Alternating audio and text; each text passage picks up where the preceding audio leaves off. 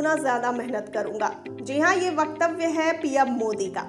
PM Modi लगातार तीसरी बार अपनी सरकार बनने के बाद देश को यही भरोसा दिलाए थे। मोदी सरकार 3.0 के 100 दिन पूरे हो चुके हैं और अगर इन 90 दिनों की बात की जाए तो सरकार ने 9 प्रमुख क्षेत्रों में कुल 73 महत्वपूर्ण फैसले ले लिए। प्रधानमंत्री नरेंद्र मोदी ने अपने मंत्री परिषद के साथियों को यह बताते हुए कहा कि हमें 3 गुना ज्यादा मेहनत करनी होगी और हम करेंगे। आपको ये बता दें कि 100 दिन पूरे होने से पूर्व मंत्री परिषद की मैराथन बैठकें हुई, जिसमें कुल 6 घंटे की मीटिंग में मंत्रियों को बताया गया कि मोदी सरकार किस गति से आगे बढ़ना चाहती है। एकीकृत पेंशन योजना यूपीएस, 3 करोड़ और घरों के साथ पीएम आवास योजना का विस्तार, अभी हाल ही में घोषित कई इंफ्रास्ट्रक्चर प्रोजेक्ट्स को बड़े कदमों के रूप में पेश किया गया। फैसलों को लागू करने के लिए कुल 252 कार्य बिंदुओं की पहचान की गई। बैठक में प्रधानमंत्री नरेंद्र मोदी भी मौजूद रहे। आपको बता दें कि मोदी सरकार 3.0 के लिए गरीब कल्याण, युवा, रोजगार, अन्नदाता, नारी शक्ति और बुनियादी ढांचे को प्रमुख प्राथमिकता वाली सूची में शामिल किया गया। केंद्रीय मंत्री मनसुख मंडाविया और राम मोहन नायडू को इस प्रक्रिया के समन्वय का काम सौंपा गया है। दरअसल मोदी 3.0 के तहत लिए गए बड़े फैसलों पर प्रधानमंत्री और अन्य केंद्रीय मंत्रियों के सामने एक प्रेजेंटेशन दिया गया।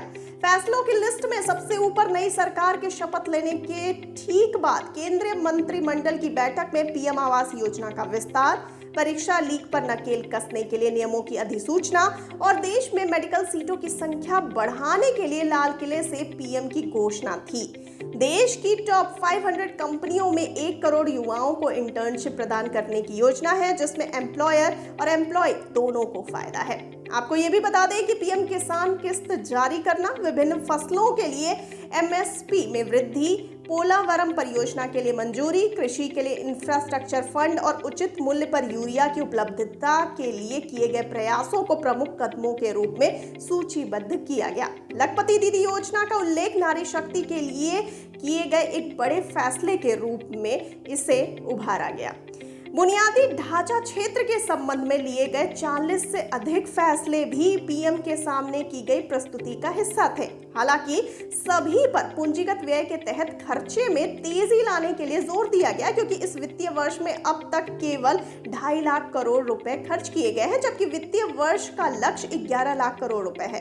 पिछले 3 महीनों में घोषित कई रेल परियोजनाओं, बिजली परियोजनाओं, मेट्रो रेल परियोजनाओं, 12 नए विनिर्माण समूहों, 8 उच्च गति वाले सड़क गलियारों और 3 नए हवाई अड्डों का भी जिक्र हुआ है। साथ ही गहरे समुद्र में बंदरगाहों का अनावरण, 3 नए आपराधिक कानूनों को लागू करना और लद्दाख के लिए घोषित 5 नए जिलों को भी इन 100 दिनों में सरकार के बड़े कदमों के रूप में सूचीबद्ध किया गया।